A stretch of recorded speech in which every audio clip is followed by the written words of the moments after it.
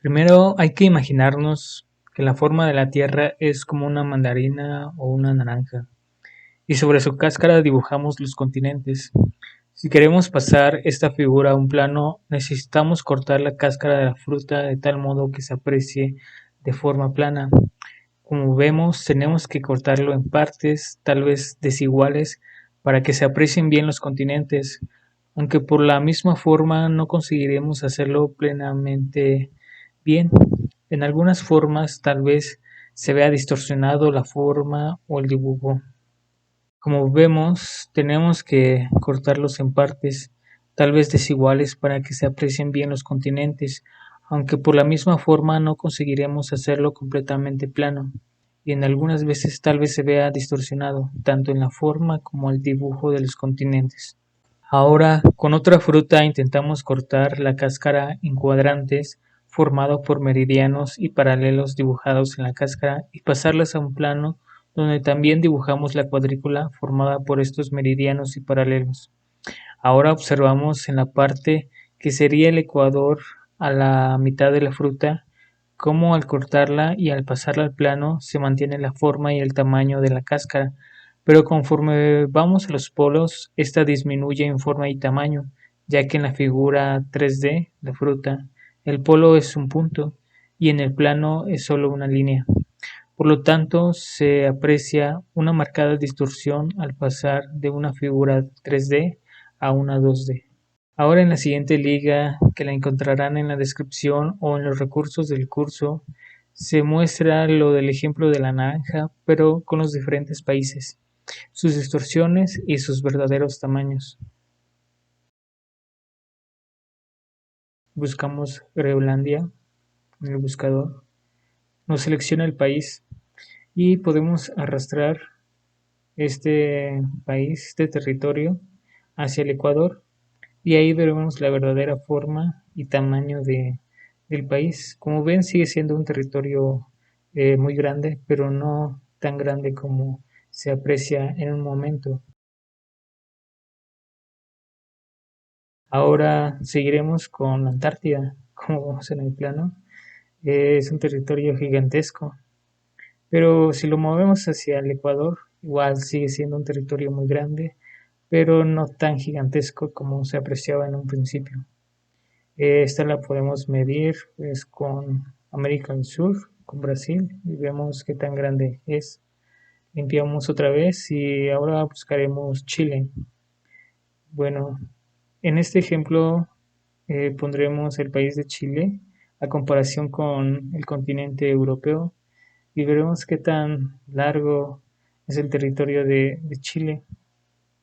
Como se aprecia en la imagen, veremos que esta puede ser tan extensa como todo el territorio de Europa, hasta un poco más grande.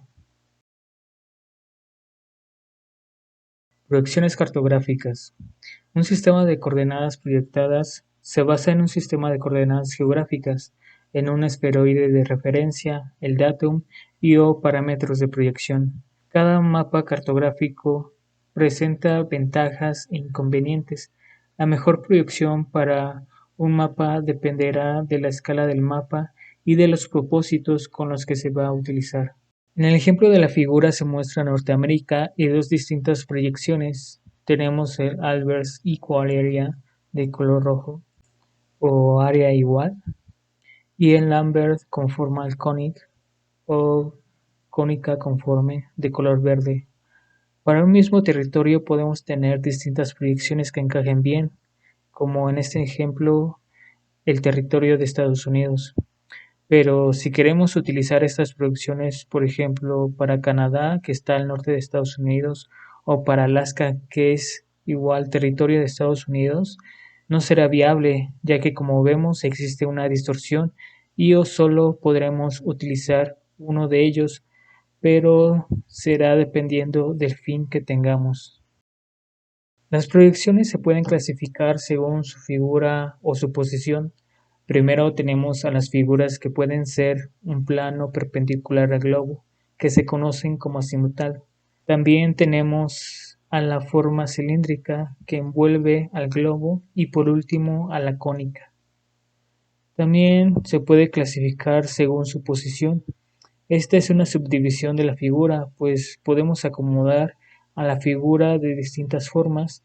En este ejemplo se observa la figura cilíndrica de forma normal, paralela al meridiano base, transversal, paralela al ecuador y oblicua, con un ángulo respecto al ecuador. En la siguiente figura podemos ver la unión de las divisiones que mencionamos y cómo estas se verían. Tenemos el grupo de cilíndricas, tanto normal, transversa, oblicua, cónica, normal, transversa y oblicua, y azimutal, que puede ser normal, transversa y oblicua.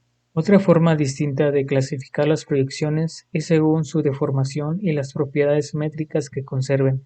Toda proyección implica alguna distorsión y según cómo sea esta y a qué propiedad afecte o no, podemos definir los siguientes tipos de proyecciones, como es la proyección conforme, equivalente y equidistante.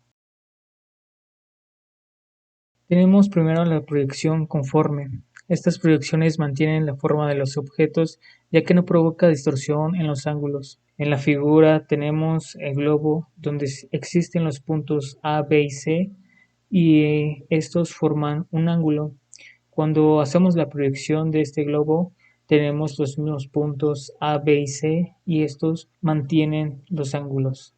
Los meridianos y los paralelos se cortan en la proyección en ángulo recto, igual que sucede en la realidad.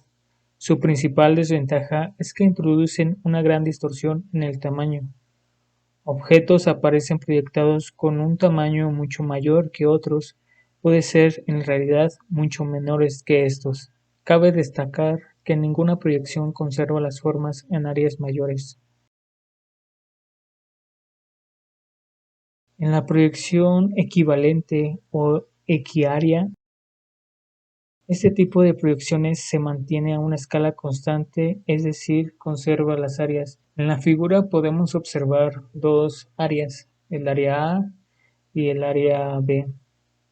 Bueno, aquí observamos que el área B es mayor que el área A. Cuando pasamos esta proyección, hay una deformación en la forma y en los ángulos, pero se mantiene que el área B es mayor que el área A. La relación entre un área terrestre y el área proyectada es la misma independientemente de la localización, con lo que la representación proyectada puede emplearse para comparar superficies. En esta proyección los meridianos y paralelos no se intersectan en ángulos rectos. Ahora tenemos a las proyecciones equidistantes. En estas proyecciones se mantienen las distancias en ciertos puntos con escala constante y solo es obtenida en determinada dirección.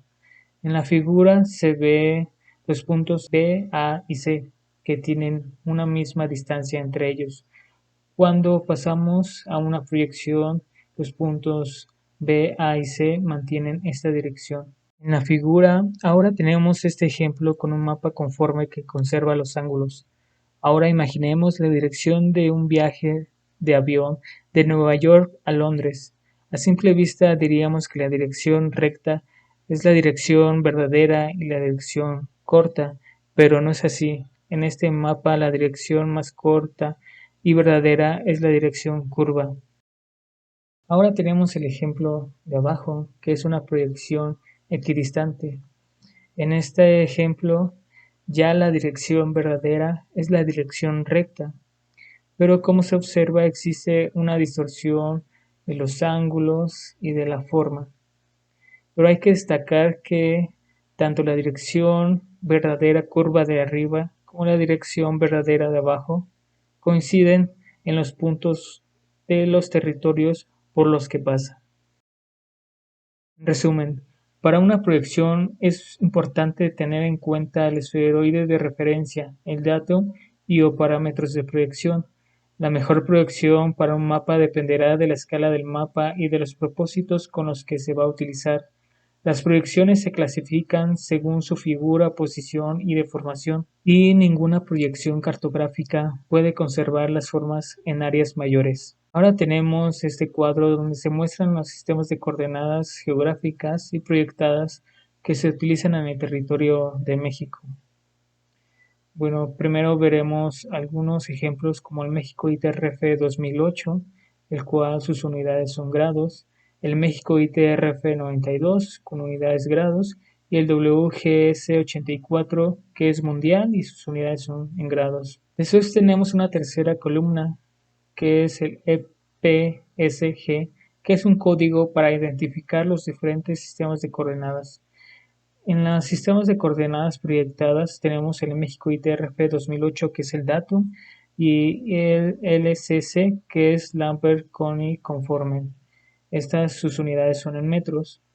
Igual tenemos el México ITRF 92 con la misma proyección Lambert Conformal Conic y sus unidades son en metros. Y por último el UTM, el cual en México abarca las zonas 11 y 16N. Estos pueden ser en metros y en grados. Bueno, también aquí hay una liga donde se pueden ver los diferentes sistemas de coordenadas para diferentes partes del mundo.